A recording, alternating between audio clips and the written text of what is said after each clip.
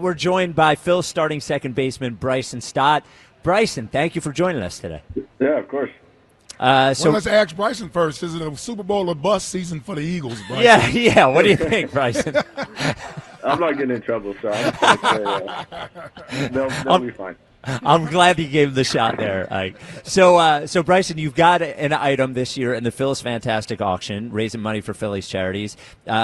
Somebody gets the opportunity to have a catch with you. They also get 6 field-level tickets. They also get a behind-the-scenes tour, watch batting practice. My question for you is, somebody bids, has a catch with you. Are you quietly judging their performance during the catch? Because I know I'd be nervous having a catch with a Major League Baseball player. Not so judging their mechanics. It's more about me just making sure I don't drop the ball. Since I am the professional baseball player, I figure it's probably best that I don't clank one that they throw and make them feel bad. So last year I had a little girl who played softball, and she wanted to pitch to me. So that was a fiasco in itself, trying to catch a softball pitcher. So no, it's fun. It's a fun time, and they have a blast just getting on the field and seeing everything from kind of our eyes. So, well, you can bid at Phillies.com/fantastic auction. Fantastic spelled with a PH there. I hadn't thought about the pressure on you, making sure they feel good about it. You know, like you got to be. You're a good fielder, but there's a lot of pressure there. Yeah, I'm just making sure. Yeah. So at the plate this year, you've had a real good season. And a bounce back after last year. What has felt like the biggest difference for you at the plate this year compared to last year? I think just more or less staying in the strike zone. I mean, it sounds like the easiest answer, but trying not to chase a lot and kind of understanding that those borderline pitches that I know I could hit that are actually balls, I don't have to swing at. I mean, the umpires might miss one or two here and there, but that's where I would kind of get into funks last year was swinging at the borderline pitch and not leaving it up to the umpire, and just kind of cutting down my chase rate, and kind of in a little bit of a funk here now, and that's the first thing I look at is what my chase rate is, and it's a little higher than I would like it to be, and kind of hone that back in and get back on track. It seems like it was a focus for a lot of players on the team, the chase stuff coming into this year. Is it difficult to have that in your mind, but also remain as aggressive as you'd like to be? They seem like maybe different parts of your brain, but both important.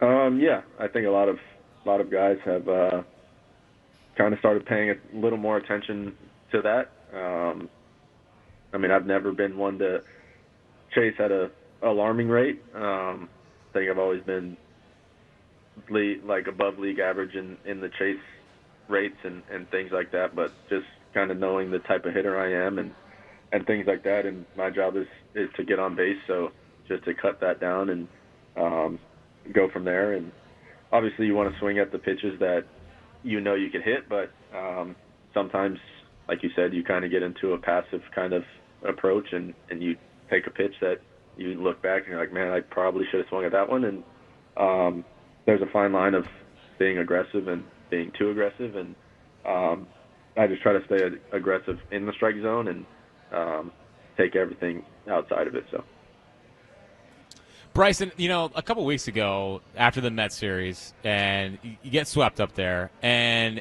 the team has really, I think, responded well to that. It's been about 2.5 weeks of really solid baseball. Was there kind of like an internal moment there where you guys got together and was like, we got to snap out of it now? Is there any kind of a team meeting, or is just kind of going through the lulls of the season?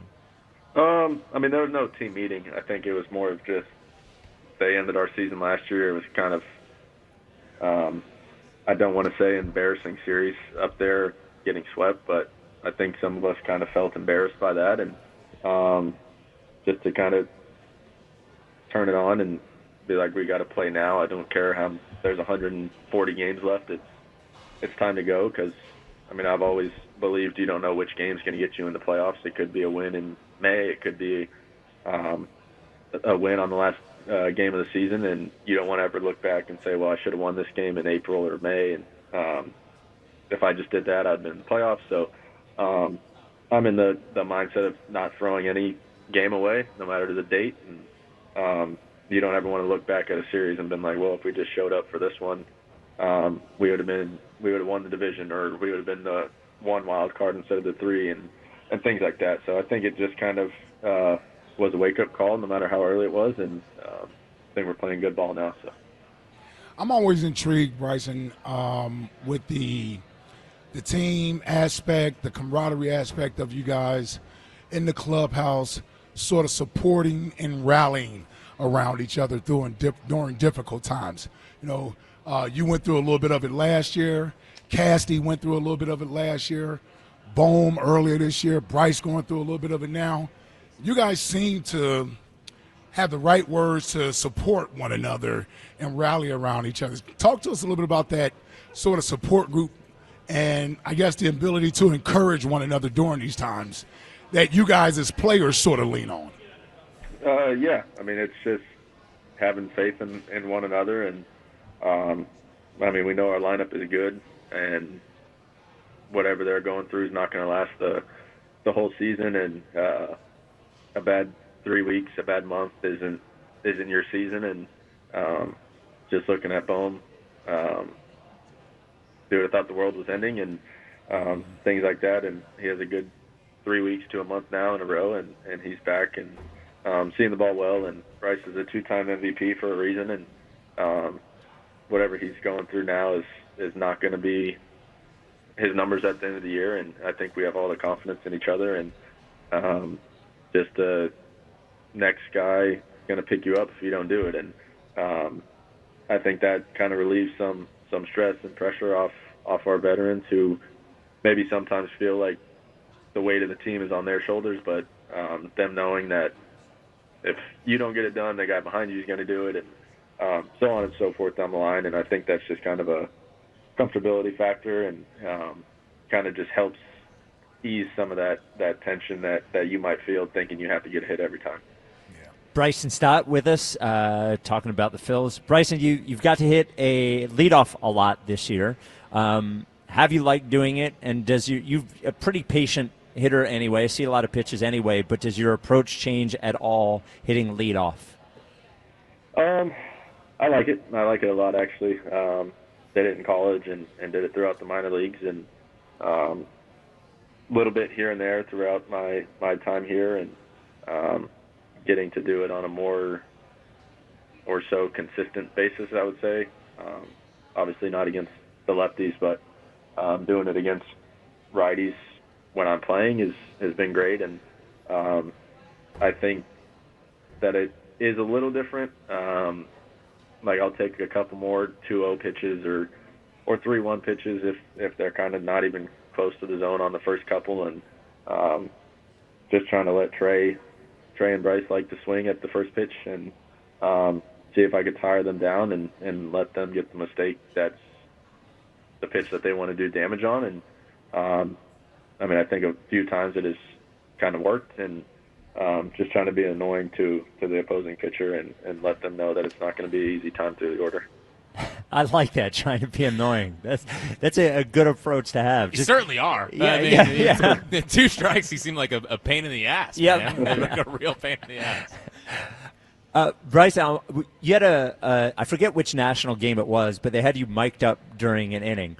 As a fan, I'm watching it thinking, leave him alone, leave him alone, leave him alone, let him play in the field. How, is that just distracting at all, having to talk to the broadcasters while you're in the field? I don't think so. I think it kind of, like I said, gets blown out of proportion and things like that. I mean, they're not asking us the question as the pitch is coming. They do a pretty good job of kind of holding up their question, and if they don't hold up their question, I'll just stop talking and focus and try to catch the ball. But yeah, they're pretty good about, like, once the pitcher's kind of in his windup or in the stretch, once they come set, it's kind of mute, and you can kind of focus on the game. And in between pitches is when it really gets, like, the conversation. So, Bryson, one thing I'm curious about, because on the outside, people look at Rob Thompson and they say he's laid back, lets players kind of do what they want. and there's a question of his accountability, I guess. And I'm just curious, from your perspective, if you can shed any insight, what does Rob Thompson accountability in the clubhouse look like? I think you get talked to. Obviously, if you mess up something that's you shouldn't mess up as a Major League Baseball player, and they just let you know that you did X, Y, Z wrong, and you probably shouldn't do that. And if it's something really bad, I don't think you're in the lineup the next day. And but it's not I don't really know how to word it. It's never going to air you out and make you feel like the dumbest person in the world. And he's very on our side and has our back, and we all know that, and that's why everyone loves playing for him. And obviously, when we mess up, we want to hear about it, and he does a good job at that, and lets us go out and play, and tells us when we're right, tells us when we're wrong, and I think that's why you see a lot of people that love playing for him and would do anything for him and want to give their all every day out there for him. Bryson, the season is very, very, very long, but every game, really, at the end of the day, you look back at the end of the season, and the division could be decided by one game or two games. How do you approach, I guess, not overdoing the importance of every game, but also making every game important, if that makes any sense? Yeah, like I said earlier, my mindset is you don't know which game, like you said, is going to get you in the playoffs. You could make the playoffs by 20 games, 30 games, or you could sneak in there by one, and you could look back and say, remember that game we won in June that we probably shouldn't have won, that was the difference, or remember that game in June where we lost and now we're the 3 seed in the wild card instead of the 1 seed, and things like that. So just trying to go out, and you're never trying to throw away a game. You always want to win them, and we know how competitive our division is, and the National League as a whole. So the games you're supposed to win, you need to go out and win, and the games you're down 5 or 6 runs, you want to keep fighting and never give up and out, because with our lineup, it's a couple swings away from being right back in it. Bryson, I know your brother listens to WIP a lot. Hopefully he's not telling you what we're saying. He leaves us out of it. Yeah, he loves it. He thinks it's the funniest show in the world. So. Yeah, that's good. Thanks, man. Well, we appreciate you, and the season's been a lot of fun so far, and we're hoping for the best for you this year. And once again, Bryson's fantastic auction item. You can have a catch with him. You get 6 field-level tickets, a behind-the-scenes tour of Citizens Bank Park. You watch batting practice, and you can bid at Phillies.com/fantastic auction. Good luck the rest of the season. We thank you for your time today, Bryson. I appreciate it. Thank you, guys. Appreciate it, brother. There he is, Bryson Stott.